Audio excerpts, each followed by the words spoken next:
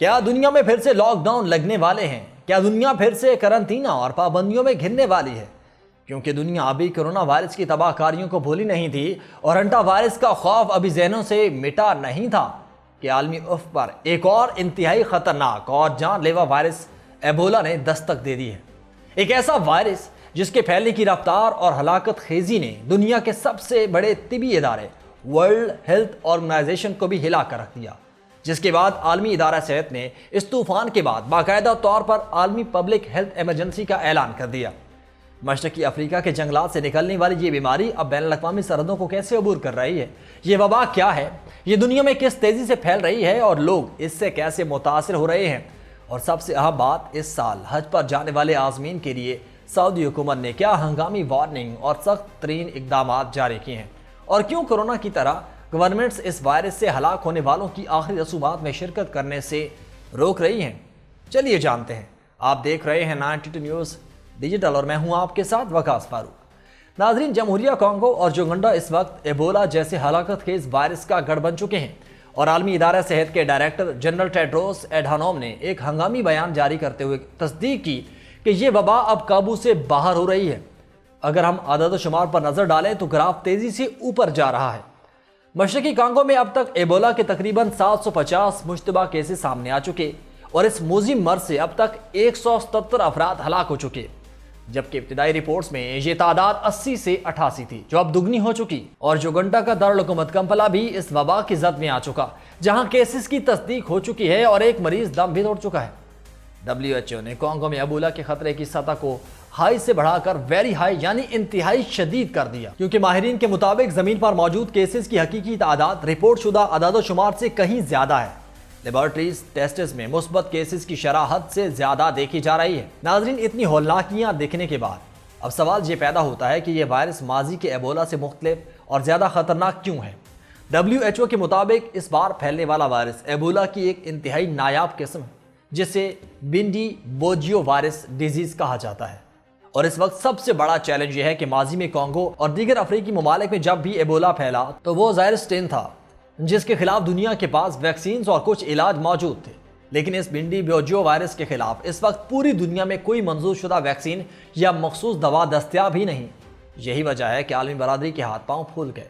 Ebola ایک انتہائی متعدی اور مہلک وائرس ہے۔ یہ ہوا کے ذریعے نہیں پھیلتا، بلکہ متاثرہ شخص کے جسمانی رطوبتوں جسے خون، تھوک اور پسینے کے براہ راست رابطے میں آنے سے پھیلتا ہے، یا مریض کے زیر استعمال آلودہ اشیاء کو چھونے سے منتقل ہوتا ہے۔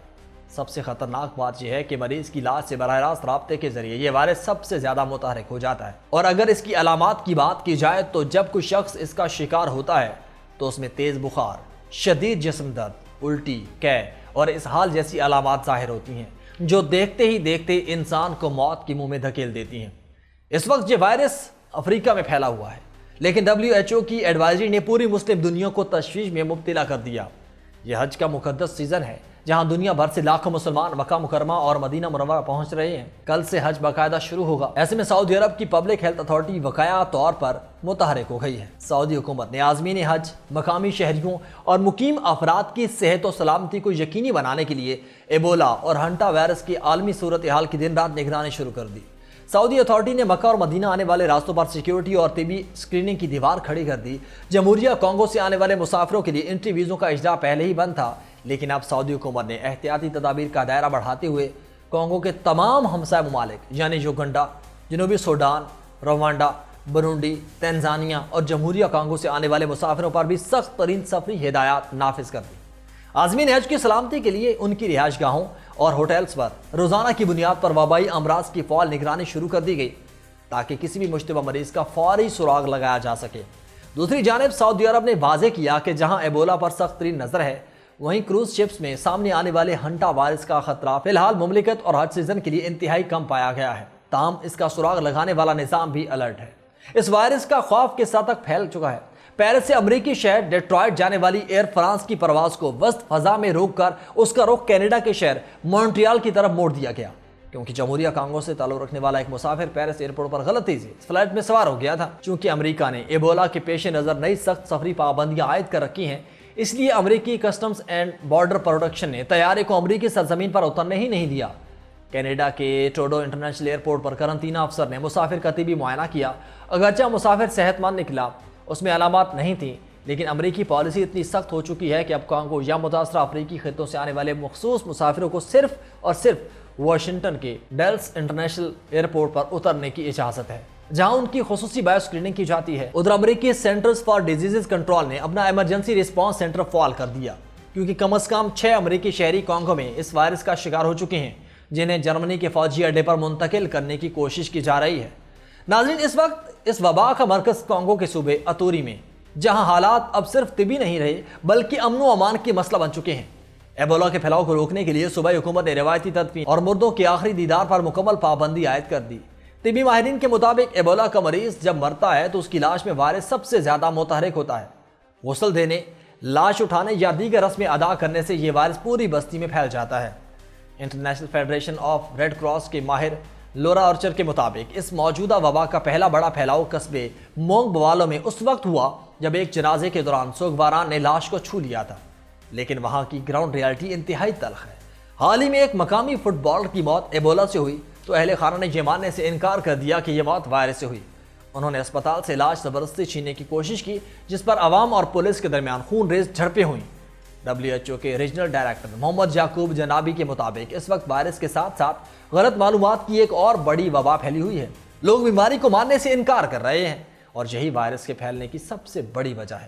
حالات اس قدر کشیدہ ہیں کہ اقوام متحدہ کے انسانی ہمدردی کے فنڈ سے ہنگامی طور پر $60 ملین جاری کر دیے گئے، کیونکہ جنگی تنازعات اور آبادی کی نقل مکانی کی وجہ سے یہ دنیا کا سب سے مشکل ترین ماحول ہے۔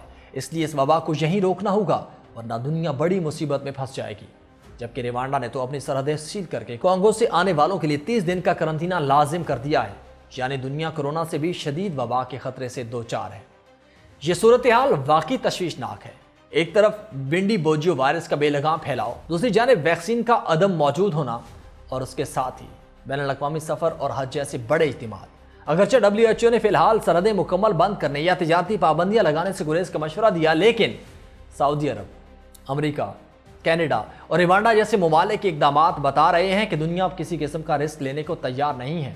عازمین حج کے لیے ہماری بھی یہی دعا اور ہدایت ہے کہ وہ سعودی عرب کی جانب سے جاری کردہ تمام ہیلتھ پروٹوکولز پر سختی سے عمل کریں، صفائی کا خاص خیال رکھیں اور کسی بھی قسم کی علامات ظاہر ہونے پر فوری طبی عملے سے رجوع کریں۔ آپ کو کیا لگتا ہے، کیا دنیا اس نئی وبا پر وقت پر قابو پا لے گی یا ہم ایک بار پھر سے کورونا جیسے حالات کی طرف بڑھ رہے ہیں؟ اپنی رائے کا اظہار کمنٹ سیکشن میں ضرور کیجیے گا۔ مجھے دیں اجازت، اللہ حافظ۔